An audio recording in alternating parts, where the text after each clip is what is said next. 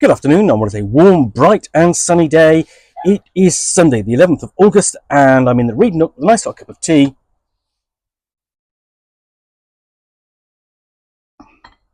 And a parcel to unbox.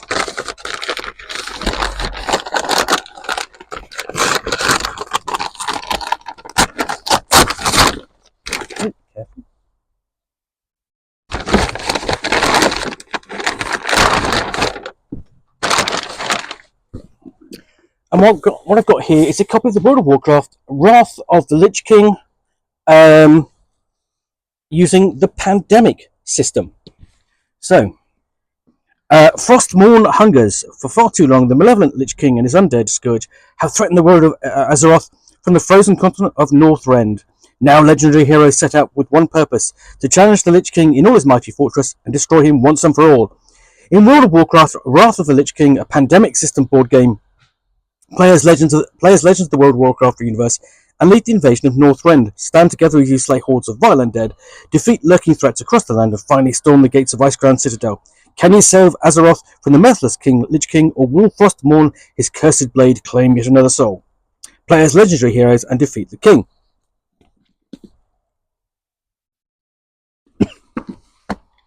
So, this brings together a couple of interesting kind of properties or ideas. The first of which, of course, is World of Warcraft, the very long-running multiplayer online role-playing game. I played a bit of it in the past and really enjoyed it. I kind of miss it playing it, but I know if I go back to it, I'm just going to get lost. Because it kind of speaks to me in the terms of I want to go dungeoneering and have fantasy adventures and that sort of thing. And it lets me do that with a whole lot more ease in some ways than going out and finding a group and doing some role playing, which I also miss doing as a group. That said, I do some, but of course not enough. And what that combines with is the pandemic game system. Now, Pandemic is a very famous board game in which you play members of the CDC attempting to find the cures and then treat 4 different diseases or pandemics which are spreading around the world. And you're playing against the board cooperatively to defeat them and so save the world. And I can remember playing that for the first time and being amazed by it. And since then, 2008, 2009, you have had numerous iterations of the pandemic game system.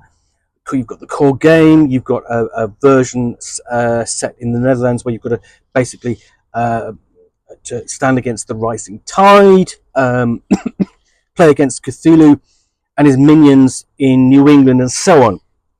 There are numerous versions of Pandemic. There are even legacy versions which have been very successful. Literally legacy versions meaning that you play through, and as you play, you literally change the board depending upon your success or failure, and those changes become permanent. And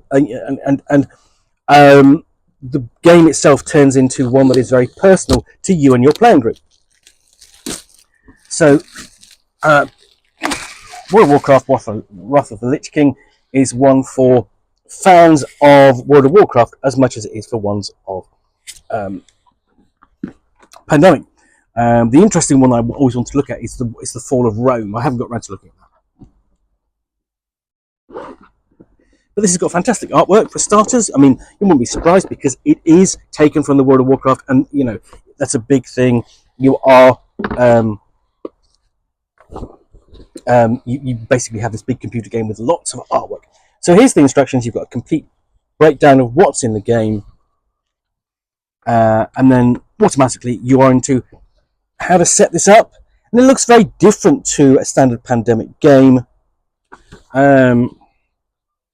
A lot more complex. Then we've got a discussion of the key concepts, and then we're on to how to play the game. And we've got an example of a fight there. There we go. Basically, how to handle a fight, including basically the key concepts are your heroes, the cooperating. You're facing the scourge, including the Lich King. How to read the dice, and so on, and then going on quests to fulfill those. And the play is essentially do 4 actions draw 2 hero cards, spawn ghouls, activate abominations, and so on. And we've got an example of that. And then we have quests to play through, how they work, with an example, and then a fight card example as well. So this kind of mixes up. I would describe it as it's a mixture of Pandemic and Hero Quest, if you see what I mean. That kind of level of hero, basic heroic adventuring, and then go through the next steps, drawing 2 cards, spawning the ghouls and activating abominations, winning and losing, how to complete a quest, and so on, and how to lose and whether you're going to run out of components and so on. And there are options here for solo play and so on, how to play, notes on how to play the game, its finer points and so on to help, and you've got the credits on the back. So it's quite comprehensive as a rulebook, and I can remember the rulebook for Pandemic itself being very sparse, but really very well designed in terms of how it taught you the game. So you open up and you've got these cardboard sheets first of things you've got to construct. I'm not going to get them out and put them together, but I can show you what they look like. Now we've got the board itself. Let's see if I can get there. Laid underneath that.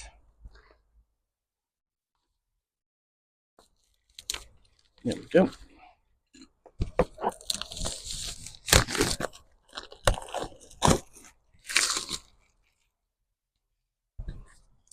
Just move that so I've got a bit of space. And this is also a much bigger board than you normally get for a game of Pandemic. Basically, yeah, these are big board in comparison. Let me just fold this out. There we go. So it's about roughly, I would say, double the size at least. Oh no.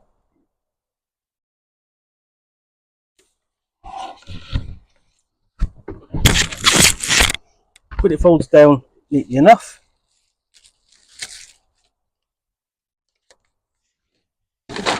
And then in here you have various different components, which I'm trying not to tip onto the floor because, hey, that would be traditional. So let's have a look.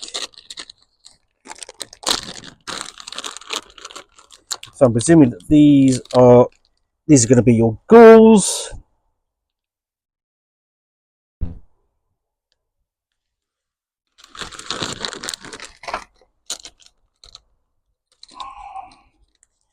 And then you've got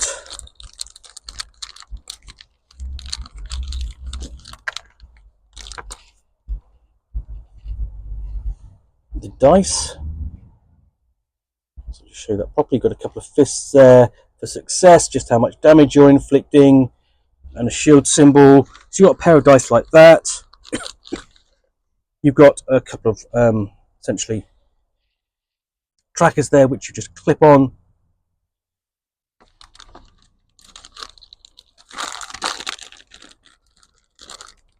So those are the ghouls. Then you've got these figures. These figures are going to be your...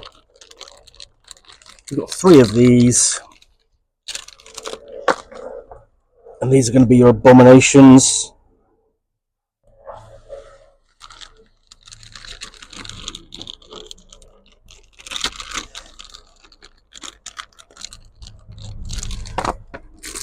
I've got some cards. I'll see if I can find my way into these cards.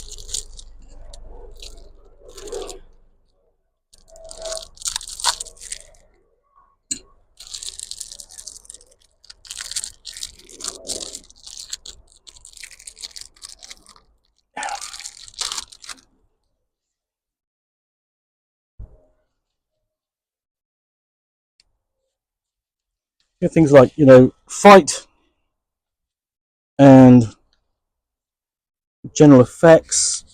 So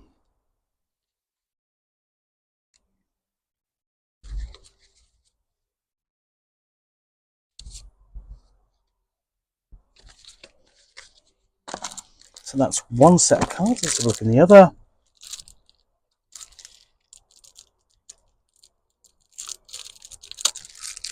These are quite loose packs, so they're pretty easy to get into. Normally, if you've been watching the videos, you know how much difficulty I have getting into these. So, Stronghold is going to play immediately. Place one stronghold on a new space without a quest or a stronghold. So these are going to be locations that we're going to. Things what happens when the scourge rises. Excuse me. That's my haven for you. So lots of those action cards that the player characters can play to gain bonuses. Then you've got location cards for events and locations to sort of like, basically bad things are going to happen there. It's got a whole load of those, and you've got to learn sort of like those spaces as well. And then we have at the end, you've got the action summary card. So basically free actions. You can do free actions anytime. You can do an action what you can do in a stronghold, what the Lich King can do, and so on. So you go through those, and then we've got in here. Got quite a bit. Got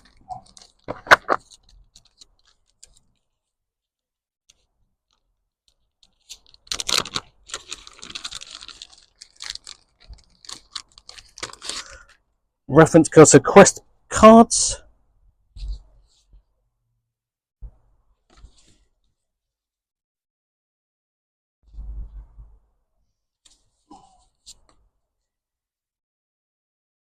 Of various types. And then you've got character cards.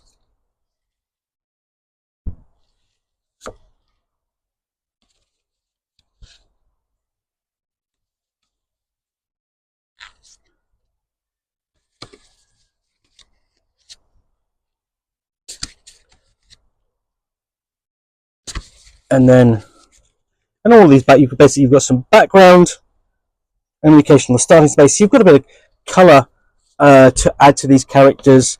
They're not just okay, you're an elf or you're a warrior and that sort of thing. And then last but not least, you have this rather neat little package here, which I've not pulled out. Oh, okay. There's a good reason for that, because it's actually open-ended, and you can see there's this little thing poking out there. So I'm going to pull these out and save that for a moment. So each of these is one of the player heroes that you're going to control, and these are quite nice miniatures. You actually would look at these would actually look pretty good if you're playing a role-playing game.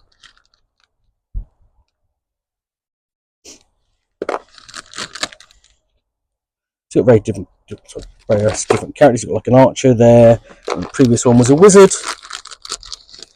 And you've got a warrior with a great cleaver there.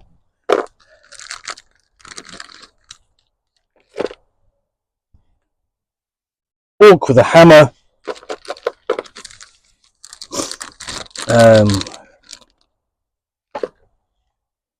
Dwarf with his own axe and hammer combination. And another warrior. All a bit warrior. Lots of warriors there, I think. Because World of Warcraft does actually offer you quite a lot in terms of character choice. My favourites being typically, I would go for a warlock. Let me play a run around with undead, and either a gnome or actually a member of the undead. Although I did like playing a hunter as well. There we go, because they all gave me pets. I like them good pets. And then there's the big bad there. He's going to look fantastic on the board when you've got him in play. And he nicely it just sits in this. You just slide that back in, and he's held in position like that. And then you just put these on top. And it just slots easily into the box. So that is Wrath of the Lich King. Bit of an unexpected turn, I suppose, for the pandemic system. Essentially, a fantasy version and a licensed fantasy version of the pandemic system. There we go. I look forward to digging into that at some point. And it's going to be quite fun, actually.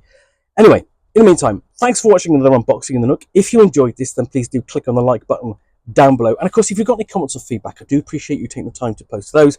And lastly, if you want to be alerted to get more unboxings of the Nook, where you'll see me out here with a package containing a book or game, or in this case a board game, which I will unbox and chat about to the best extent of my knowledge for roughly 10 minutes or so, all of course accompanied by a nice little cup of tea,